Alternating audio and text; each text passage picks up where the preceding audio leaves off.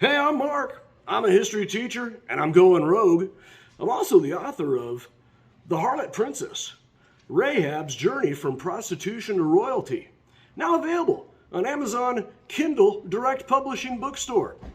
I put the link in the description. One of the greatest stories of the Old Testament, the Tanakh to my Jewish friends, talking to you, Andrew, is the destruction of the impenetrable walls of the city of Jericho. But did Joshua fit the battle? Or is the account of the book of Joshua mere fiction, a fanciful story, a morality tale? Let's look at what archaeologists have discovered. Let's go rogue. Believed to be first settled in 3500 BC, Jericho is the oldest continually inhabited city in the world. The city's wealth was based upon its location at the crossroads between trading civilizations. Egypt to the south, Phoenicia to the north, Mesopotamia to the east, and the cities of the Judean plain to the west. The people of Jericho were Amorites, who populated the city on either side of the Jordan River through the 1400s BC. Prior to the attack on Jericho, the Israelites defeated two other Amorite cities, Bashan and Heshbon, on the east side of the Jordan. Although the Amorites worshipped many gods, the city of Jericho was named for the god of the moon and the illuminator of the sky, Yarek. He was a god, like many other gods in the Middle East, that required the sacrifice of children, hundreds of children, every month. After crossing the Jordan River into the Promised Land, the Israelites fell upon the city of Jericho. After circling the city one time each day for 6 days and then 7 times on the 7th day, they gave a mighty shout, and the walls collapsed before their eyes. The Israelites then went straight up into the city and set what remained to the torch. But because of the evil perpetrated by the Amorites of Jericho, the sacrifice of children, Joshua cursed anyone who rebuilt the city. At the cost of his firstborn shall he lay the foundation, and at the cost of his youngest son shall he set up its gates. Jericho lay abandoned for about 500 years. Then, under the rule of an Israelite king named Ahab, Hiel of Bethel rebuilt the city. During its construction, his oldest son, Abiram, and his youngest son, Segub, both died.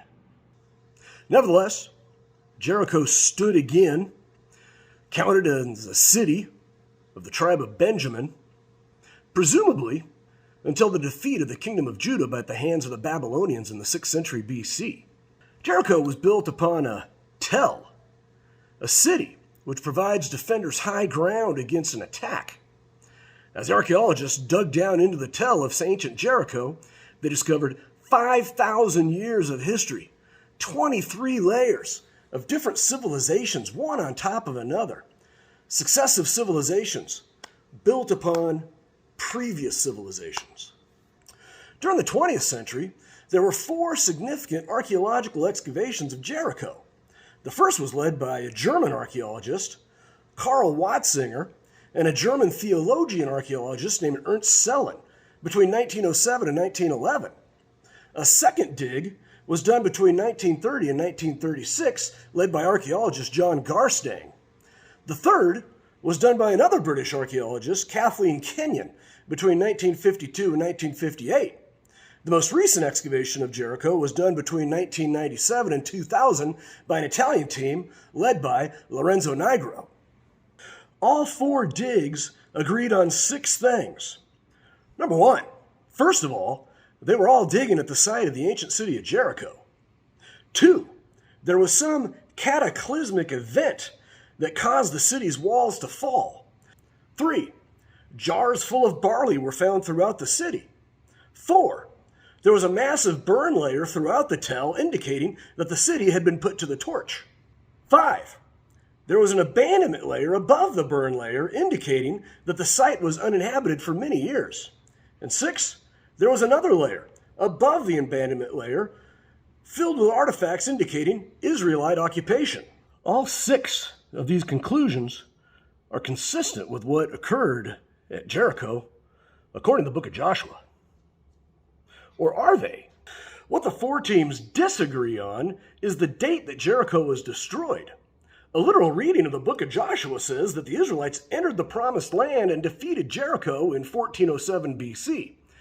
Does archaeology verify that date, or even come close?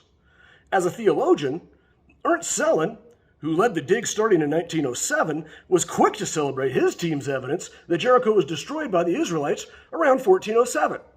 But Kathleen Kenyon's excavations in the 1950s revealed something different. She concluded that there was no archaeological evidence to support the thesis that the town was surrounded by a wall at the end of the Late Bronze Age, 1400 BC. She theorized that the city was destroyed and abandoned during the Middle Bronze Age in 1550 BC, 150 years before the Israelites arrived. Kenyon concluded, "It is a sad fact that of the town walls of the Late Bronze Age, within which period the attack of Jericho must fall by any dating, not a trace remains.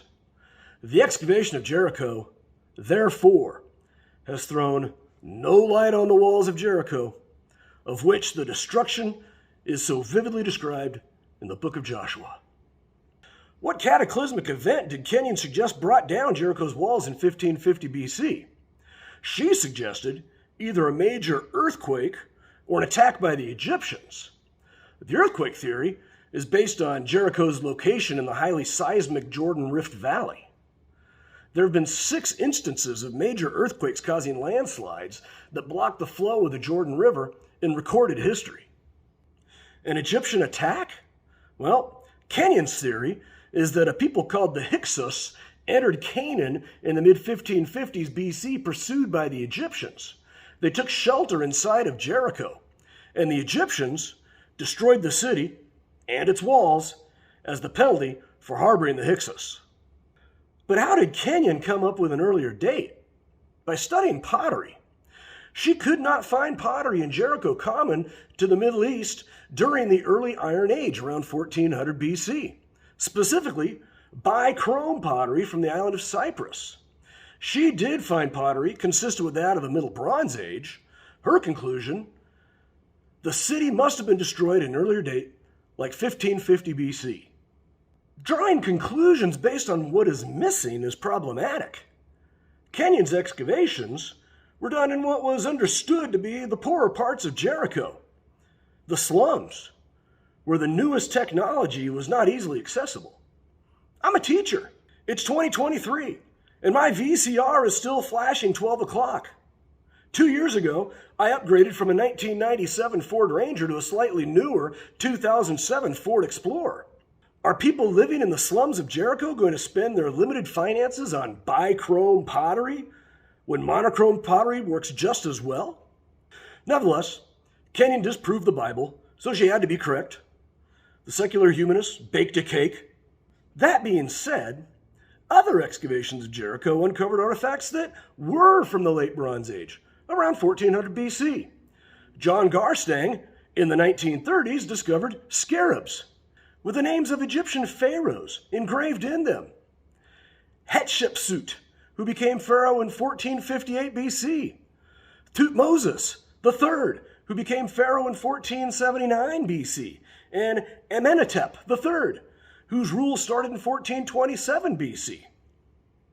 Why would these burial amulets be discovered in Jericho after its destruction? Maybe Kenyon was correct, and Jericho was destroyed in 1550 BC. Does that fact preclude Joshua from destroying the city again in 1407 BC? Why is it that if Kenyon is right, that Garstang is wrong? This is not a zero-sum game. There's evidence for both. Could Jericho have been destroyed in 1550 BC, then be rebuilt? Jericho is strategically located. Constantinople was similarly located between Europe and Asia when an earthquake destroyed its walls. They were rebuilt just in time to stop an attack by Attila the Hun. San Francisco was destroyed by an earthquake and fire in 1906, and it was quickly rebuilt. The first atomic bombs were dropped on Hiroshima and Nagasaki in August of 1945. They've since been rebuilt and are thriving today. Joshua knew the significance of Jericho's location, and he placed a curse on it. So, according to Kenyon's research, when the Israelites entered the Promised Land around 1407 BC, they found Jericho deserted, and with its walls already destroyed. They then developed a fanciful story involving the damming of the Jordan River, a city with impregnable walls, a visit by Lord Sabaoth, circling the city one time each day for 6 days, then 7 times on the 7th day, then the walls falling after a mighty shout. But does Kathleen Kenyon's excavations of Jericho preclude the destruction of the city in a time consistent with the biblical book of Joshua? It doesn't have to. There are many mitigating circumstances, as it is with most of history.